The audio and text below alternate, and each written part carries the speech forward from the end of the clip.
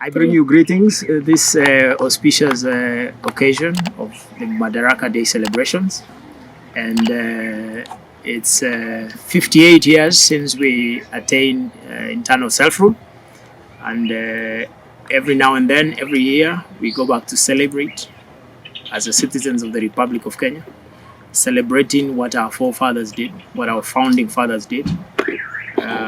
Of course, coming from communities that lost their loved ones and leaders that lost their life and shed blood so that we could attain the independence that we so cherish today, that we so enjoy and walk in it. It is one of the most important things to remember, that every day we keep peace, because that's the only way we can progress our society. In this particular day, we remember the work that our forefathers, our founding fathers did, and specifically to remember is to remember Mzee June Kenyatta when he said, when he went into leadership, he said his work was cut out. It was to fight poverty, to fight disease, and to fight ignorance. 58 years after that momentous declaration, we look back and we ask ourselves, have we remained faithful? Have we remained honest to the path that we started in the country? The Republic of Kenya is, as a state, when we took over leadership, when we took over internal self-rule, or the ability of the black man, the black African, to govern himself, taking over internal self-rule, taking over governance of our state from the colonial masters, we have come all this far. We have done all that we could to be able to progress our society.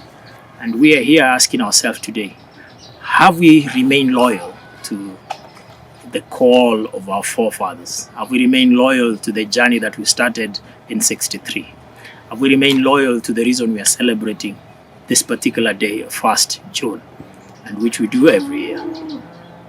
One of the things that we know is that while markets have continued to grow, while markets have continued to develop, while economy is continuing to grow and to uplift itself, while the state is burgeoning, while the state is growing also and managing the instrument there, the agencies of government, we must be able to look back and ask ourselves, what has happened with the other pillar of society? What has happened to communities?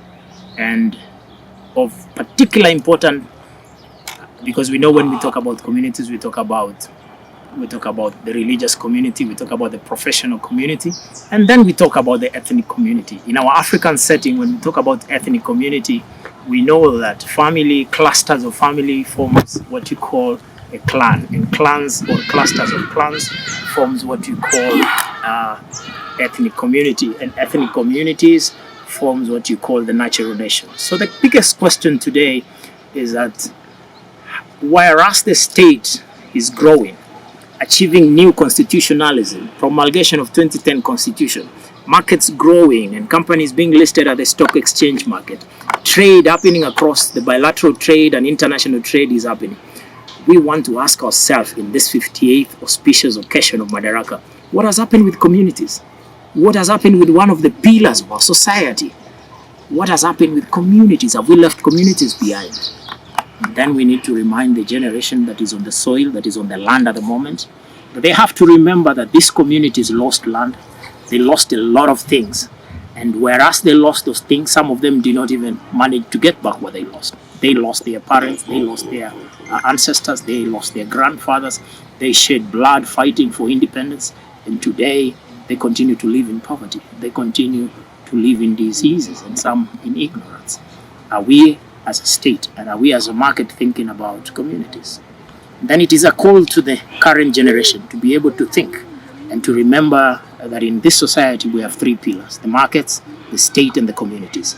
And communities has been left behind, and we need to encourage the state and encourage the markets to go back and pull the community so that we can move forward together, so that we can progress together, that the markets can be able to invest, that the state can be able to involve the communities so as to push everyone in their communities forward. Thinking about communities is one way to reach everyone, is one way to lift the society and to take it forward.